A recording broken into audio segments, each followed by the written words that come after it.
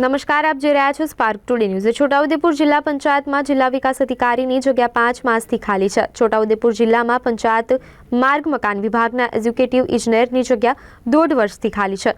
State R&B વિભાગમાં executive ઇજનેરની જગ્યા 1 વર્ષથી ખાલી છે।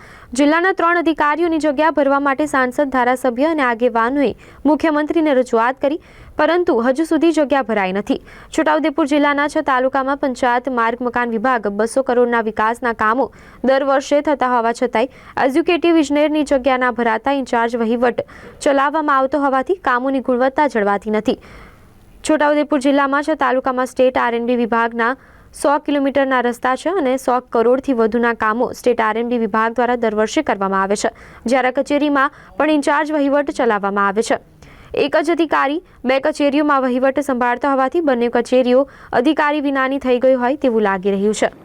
છોટાઉદેપુર જિલ્લો આદિવાસી જિલ્લો છે અને આ જિલ્લાની અંદર વિકાસના કામો પૂર ઝડપે ચાલી રહ્યા છે અને જિલ્લાનો વિકાસ એનો વેગ બનતો બને એના માટે જિલ્લા વિકાસ અધિકારીની જગ્યા અને સ્ટેટ R&Bના ઉચ્ચ અધિકારી અને જિલ્લા પંચાયતના ઉચ્ચ અધિકારી R&B વિભાગના ત્રણે જગ્યાઓ માટે અમે માન્ય ધારાસભ્યશ્રીઓ, માન્ય જિલ્લા પંચાયતના પ્રમુખશ્રી, જિલ્લા ભારતીય જનતા પાર્ટીના પ્રમુખશ્રી અને હું સાથે મળીને માનનીય મુખ્યમંત્રીશ્રીને રજૂઆત પણ કરી છે અને અમને હૈયાધારણ આપી છે કે ટૂંકા સમયમાં આ ત્રણે જગ્યાઓ ભરી દેવામાં આવશે। ખાસ કરીને આદિવાસી વિસ્તારના વિકાસની વાતો કરતી હોય સરકાર કે અમે આદિવાસીઓનો સર્વાંગી વિકાસ કરવા માંગીએ છીએ, તેઓને એમને મળવાપત્ર સહાયની યોજનાનો લાભ અમે પહોંચાડવા માંગીએ છીએ અને દરેક બાબતમાં એને આગળ લાવવા માંગે છે એમ કહેતા હોય ત્યારે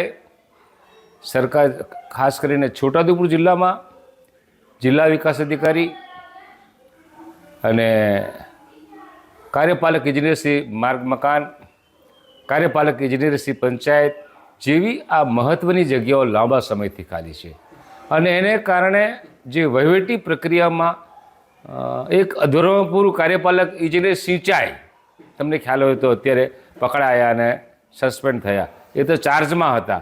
આવી ઘણી બધી જગ્યાઓ નહીં ભરેલી હોવાને કારણે લોકોનો કામો થવામાં વાર લાગે છે। રસ્તાનું કામ ચાલતું હોય ત્યારે એના પર જગ્યાઓ ખાલી હોવાને કારણે નિરીક્ષણ થઈ શકે નહીં, ઓછું નિરીક્ષણ થાય અને સરવાળે જે કામની ગુણવત્તા જળવાવી જોઈએ એ જળવાશે નહીં। મને એવો કડવો અનુભવ છે કે આ જગ્યાઓ ખાલી હોવાને કારણે કામ ચોક્કસ સારું થતું નથી।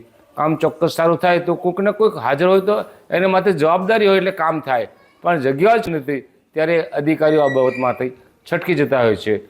મહત્ત્વની જે જગ્યાઓ છે એ મહત્ત્વની જગ્યાઓ સરકારે તાત્કાલિક આદિવાસી વિસ્તારને વિકાસ માટે ભરવી જોઈએ અને અઠવાડિયામાં આનો નિકાલ ના લાવે તો અમે કોંગ્રેસ પક્ષ તરફથી આ રાજ્યના મુખ્યમંત્રીને મળીને આ જગ્યાઓ ભરાય તેના માટે અમે ઉગ્ર રજૂઆત કરવાના છે।